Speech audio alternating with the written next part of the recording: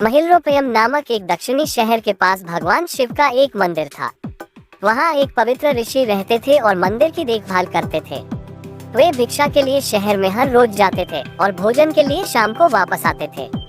वे अपनी आवश्यकता से अधिक एकत्र कर लेते थे और बाकी का बर्तन में डालकर गरीब मजदूरों में बांट देते थे, जो बदले में मंदिर की सफाई करते थे और उसे सजावट का काम किया करते थे।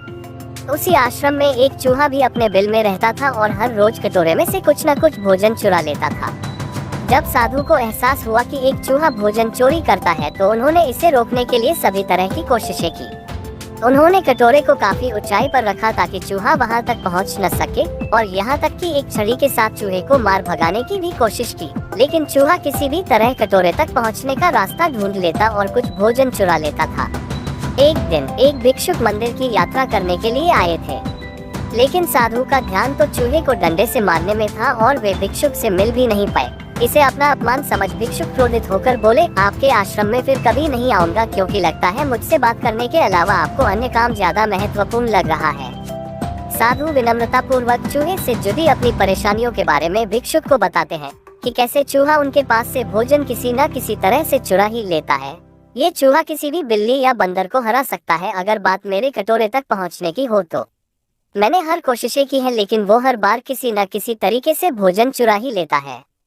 भिक्षुक ने साधु की परेशानियों को समझा और सलाह दी, चूहे में इतनी शक्ति, आत्मविश्वास और चंचलता के पीछे अवश्य ही कुछ न कुछ कारण होगा। मुझे यकीन है कि इसने बहुत सारा भोजन जमा कर रखा होगा और यही कारण है कि चूहा अपने आप को बड़ा महसूस करता है और इसी से उसे ऊंचा कूदने की शक्ति मिलती है। चूहा जानता है कि उसके पास कुछ खोने के लिए नहीं है, इसलिए वो डरता नहीं है। इस प्रकार साधु और भिक्षुक निष्कर्ष निकालते हैं कि अगर वे चूहे के बिल तक पहुंचने में सफल होते हैं तो वे चूहे के भोजन के भंडार तक पहुंचने में सक्षम हो जाएंगे। उन्होंने फैसला किया कि अगली सुबह वो चूहे का पीछा करेंगे और उसके बिल तक पहुंच जाएंगे। अगली सुबह वो चूहे का पीछा करते हैं और उसके बिल के प्रवेश द्वार तक पहुंच जाते हैं। जब वो खुदाई शुरू करते हैं तो देखते हैं कि चूहे ने अनाज का एक विशाल भंडार बना रखा है। फौरन ही साधु ने सारा चुराया गया भोजन एकत्र करके मंदिर में लिवा ले जाते हैं। वापस आने पर अपना सारा अनाज गायब देख चूहा बहुत दुखी हुआ और उसे इस बात से गहरा झटका लगा और उसने सारा आत्मविश्वास खो दिया। अब चूहे के पास भोजन का भंडार नहीं था, फिर भी उसने फैसला किया कि वो फिर से रात को कटोरे से भोजन चुराएगा।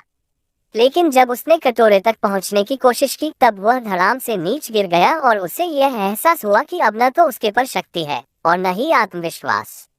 उसी समय साधु ने भी छड़ी से उस पर हमला किया। किसी तरह चूहे ने अपनी जान बचाई और भागने में कामयाब रहा और फिर वापस मंदिर कभी नहीं आया।